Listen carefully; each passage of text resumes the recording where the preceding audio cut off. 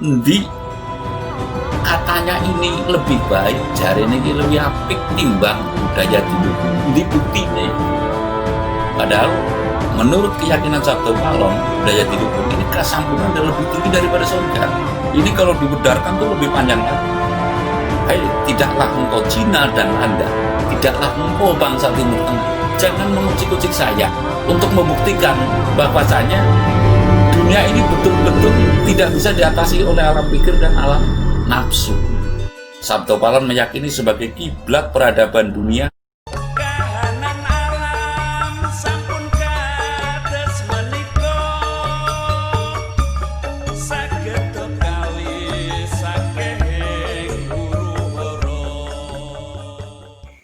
Suwun niki Mbah.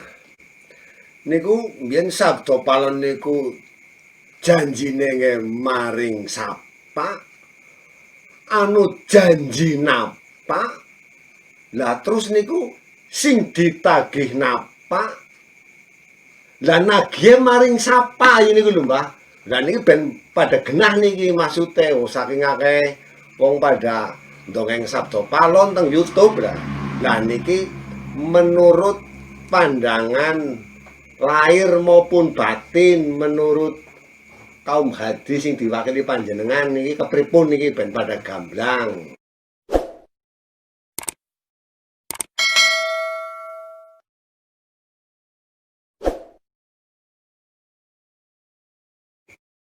Ong wilahing jati nukoni hajat-hajat leluhur Nusantara tabe uluk salam mulia.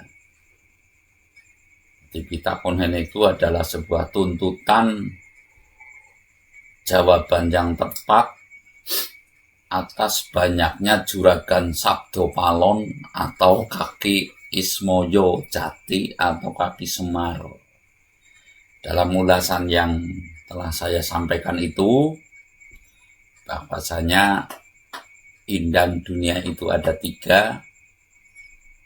Indang Antogo yang mengindangi negeri Cina sana, lakunya itu jelas laku pikiran, yang waktu bertapa itu membohongi diri, dia membuat patung biar dianggap dia betul-betul bertapa, kok langsung dia malah masak di bawah benda gerowong, membohongi dirinya, terus laku dagang.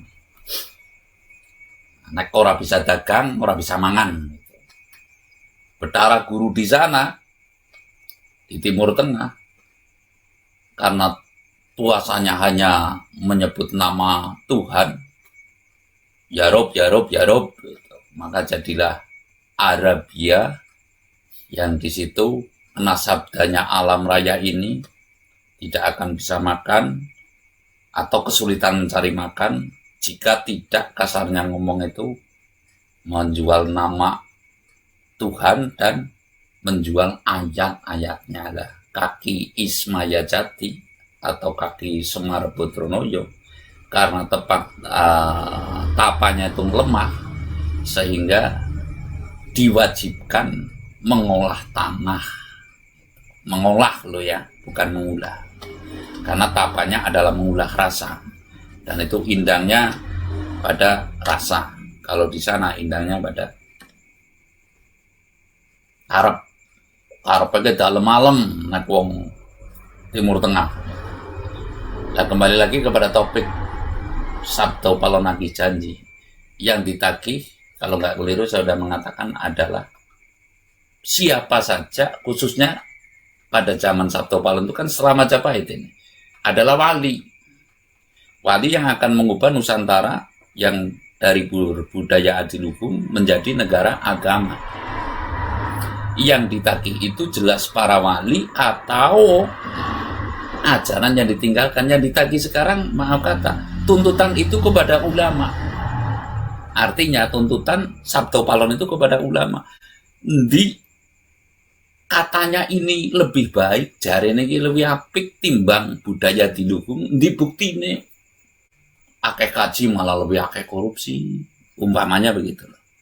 Lah, yang lagi jelas Kaki Sabto Palon yang dituntut adalah yang hendak mengubah budaya adiluhung yang ditagih menjadi sebuah aliran tertentu atau kasarnya ngomong Indonesia akan dijadikan negara yang berbackground agama, ya ini otomatis kaum agama. Hanya saja ketika itu adalah para wali. Lah, model tagihannya ini, tuntutannya yang ditagih adalah perjanjian, janganlah engkau berani-berani jika engkau memang mengaku benar, hai. Jika engkau mengaku baik, bawalah ini ke yang lebih baik. Ternyata sekarang kondisinya kan tidak. Jadi orang mengutamakan syariat tidak sampai pada hakikatnya, tidak sampai apalagi makrifatnya. Itu sehingga banyak orang pandai, banyak orang hafal tapi tidak beramal. Ya kan? Banyak orang yang berpenampilan bagus tapi tumidaknya kurang bagus. Sebab di situ kalau ajaran adiluhung ini tidak ada ajaran benar atau salah. Kalau benar, seala-alanya menungsa pasti ada benarnya. Sebenar-benarnya manusia pasti ada salahnya. Makanya budaya adiluhung tidak mencari kebenaran atau mencari kesalahan, tapi yang dicari adalah kebajikan. Murih lan becike. Murih lan becike. Lah ketika itu, tatkala Sabtu Palon itu akan menyerahkan ibaratnya, oke lah, karena apapun alasannya, kamu adalah anak Ratu Gustiku. Saya menghormati kepada Raden Patah, ya kan? Sabtu Palon ini menghormati kepada Raden Patah. Hanya kecewanya Sabtu Palon ini kan, ketika Brawijaya yang terakhir ini telah katanya Sunan Kalijaga sudah mengislamkan ini loh, mentauhidkan. Sehingga berbeda pandangan dengan Sabtu Palon. Loh, budaya adiluhung yang anunya itu kekasampunan, kok sekarang yang dipilih malah kebenaran atau surga. Padahal menurut keyakinan Sabtu Palon, budaya adiluhung ini kesampunan adalah lebih tinggi daripada surga. Ini kalau dibedarkan tuh lebih panjang lagi. Nah, kalau Sabtu Palon Nagijaya yang sesungguhnya itu justru sudah terpetak pada huruf ho sampai dengan ngo. Nah, kalau pingin yang lebih detail lagi, lain kali saya babarkan dalam sesi tertentu, bahwasanya di situ memang ada sebuah kidung tuntutan Sabtu Palon. Kembali lagi, kidung tuntutan Sabtu Palon yang menyatakan hangi dungo paweleng kaki Sabtu Palon pamong nuswantoro dan sebagainya. Itu. Jadi itu isinya nanti jelas.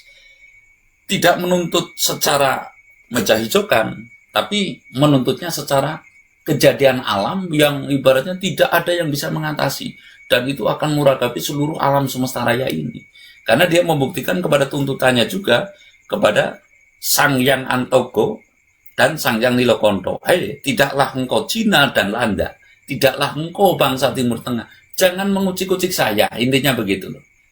Karena saya adalah orang yang mengulah rasa. Sepandai-pandai manusia kalau lah pikir pasti akan mentok. Sepandai-pandai manusia akan karepnya, kemauannya ini, nafsunya, itu pasti akan mentok. Dan itu sudah dikodratkan. Hanyalah ibaratnya Danyang Indang Danyang Sabtu Palon yang memang sebagai penengah antara keduanya. Itu nanti akan saya beber dalam sesi tertentu. Artinya Sabtu Palon nanti janji selengkapnya.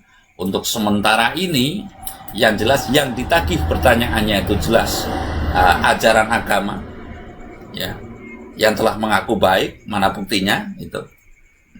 Lah, yang nagih jelas Sabtu Palon, cara menagihnya jelas kejadian-kejadian yang luar biasa, KLB kalau istilah sekarang itu nanti akan ibaratnya untuk membuktikan bahwasanya dunia ini betul-betul tidak bisa diatasi oleh alam pikir dan alam nafsu. Saya rasa demikian, artinya memang Sabtu Palon nagih janji itu secara anunya itu janganlah engkau mengada-ada ibaratnya Sabtu Palon nagih janji yang tidak memakai pakem atau jalur tertentu. Janganlah engkau pada ngawur, artinya memang bila cerita Sabtu Palon ini termasuk cerita wingit, ya, sayang-sayangku begitu. Nah, jadi hendaklah engkau mengikuti dulu apa petunjuknya, apa arahnya, ya, terus ada ilham tertentu. Seyogianya janganlah engkau berani-berani menceritakan Sabtu Palon dengan versi-versi tertentu apabila tidak memegang kekancingannya gitu. Lah kalau diceritakan kancingan itu juga panjang lebar, sehingga lebih baik cukup diketahui saja bahwa Sabtu Palon nagih janji kepada yang akan mengubah pandangan adiluhung menjadi paham tertentu, ya, yang telah maaf kata kalau saya boleh ngomong, tidak ada bobot ibadat, itu sehingga dituntut untuk kembali ke budaya adiluhung, gitu loh. Mau tidak mau, suka atau tidak suka, apabila rela atau tidak rela, harus kembali Nusantara berbineka tunggal ika yang berpandangan tunggal. Tunggal kepada siapa?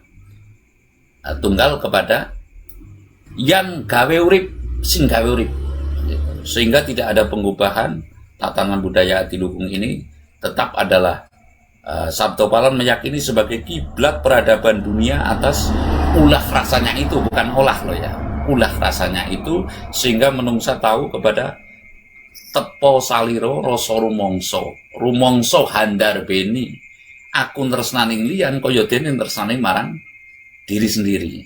Saya rasa demikian, yang ditagi sudah jelas ya, adalah yang akan mengubah pandangan budaya adiluhung.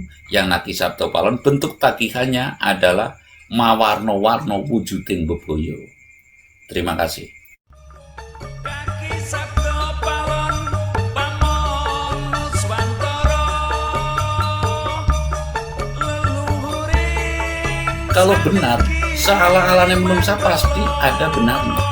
Sebenar-benarnya manusia pasti ada salahnya. Makanya budaya adiluhung tidak mencari kebenaran atau mencari kesalahan, tapi yang dicari adalah kebajikan, murih lan bejike. Seyogianya janganlah engkau berani-berani menceritakan Sabto Palon dengan versi-versi tertentu apabila tidak memegang kekancingannya, gitu. Anismu pamulinging kaki Sabto